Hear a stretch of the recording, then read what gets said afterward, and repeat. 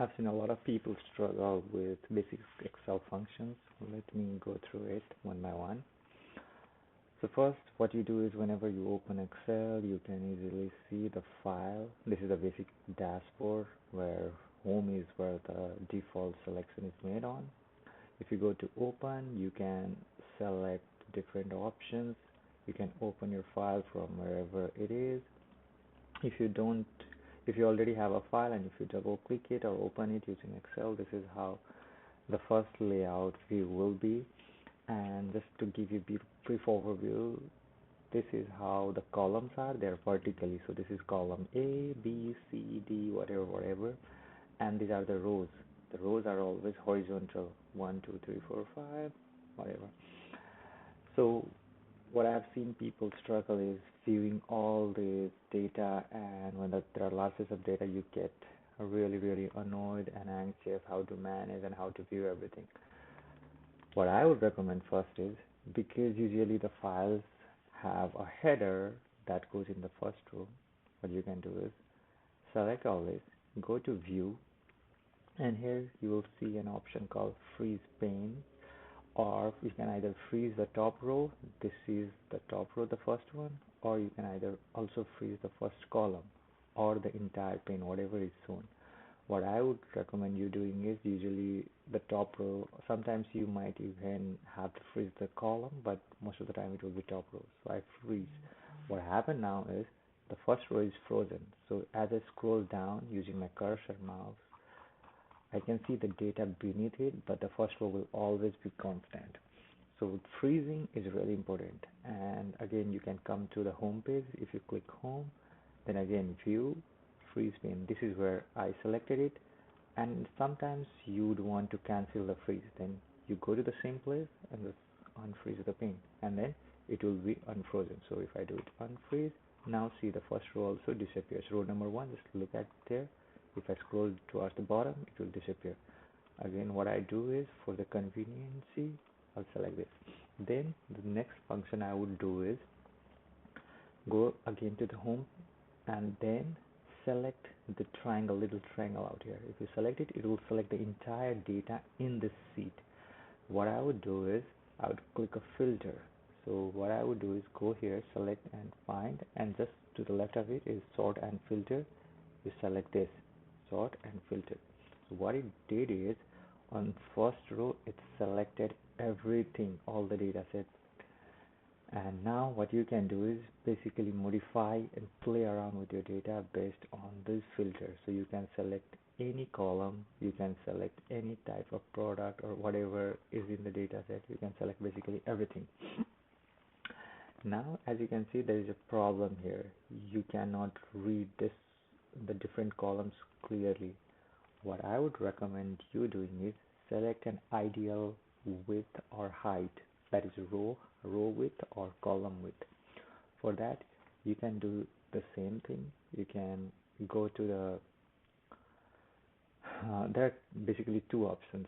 Let me show you the first option, that is select everything from here. If you select the triangle out here, everything is selected. You hold the control CTRL key, you keep on holding it and use the mouse, left click it and drag it. So whatever you have selected, everything will have the same width as the first one. So this is one way. It also works in Google Spreadsheet, Excel, everywhere. You can do the same thing for the column. You select everything, you just drag and boom. So each column will have the same width as the one that you selected, but make sure you select everything, all the data or whatever column you want. Suppose you don't want to do the same width across data set, then you can do just select whatever column you want to select and then boom, reduce or increase the size, everything will be the same size. That is one way. Then another way is, see the data is split, like spilling to the other side, right? This one is overlaying. What you can also do is select this column, and here this is called wrap text. So basically your text will be wrapped inside this column only. It won't be spilled outside. You can do wrap text. See, now the entire text is in this column, so it's not being overlaid to the other column. You can also do the same across the whole data set, and that is selecting everything and wrapping everything. So everything will be inside the column, and then you can adjust the height or the width of a row or column. So this is very useful function. And then what I would like to teach you about is adding another spreadsheet. Say you have large data set, a raw data set, never try to perform any analysis on the main sheet. Whatever raw data or the main data you have, just try to copy it.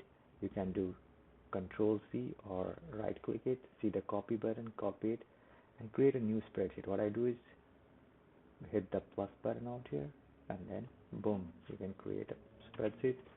Boom, I copied here. Again, the alignment is not quite right. I can select it. Okay, I want to make it slightly better so that I can see the data across board, and I can increase the width of the columns. So yeah, this is one of the basic layout features that you would want. Again, you can also highlight it. The first column usually is the header, and sometimes you would like to highlight it based on whatever color you want to set it, and then it's easier for you to view it. And then again, you can go to view, freeze, top row, and then boom. And what you will do is go to home. You can also use filter, then say I want to sort it by title based on B column. I can do A to Z sort, and then everything will be sorted by A to Z based on this column. And you can do the same for everything. So whatever is your latest selection, it will be based on that. Yeah, so this is one thing. And then yeah, whenever you make changes, please make sure you hit the save button. The save button is out here on top. Sometimes you can also do Control S if you are comfortable, CTRL, and then S, and it will save wherever you are, so that thing will be saved. Another quick thing I want to show you is formatting. Say this column, see this column is great, and you want to have the same, and say let me change the font to say Algerian, and you want all these columns or wherever it is to be the same style, same color. So basically this is the formatting. What you can do is select this and copy, format painter, and if you just apply across the board, see everything changes to whatever it was on top. So this is the formatting, and what I'm doing right now is Control Z, Z for zebra, Control Z to go back to the initial state, that is undoing. Or you can even hit the button, undo button, but it's very comfortable doing Control Z. So again, see, this is very useful tool. You can format the painter. So see, I have selected the entire row out here. I can copy this formatting, and if I apply it, it will be applied across the column. But what I can also do is copy only one cell, say this cell C, and I can format it and I can apply anywhere. It doesn't have to be in C only, C column. You can apply to say here. See, it will be applied. So whatever formatting it consists, it also changes. So these are the basic, very few functions that you can use. You can organize your stuff so that it's easier for you to operate Excel. Let me know how you feel about this. Alright, and again, don't forget to save it.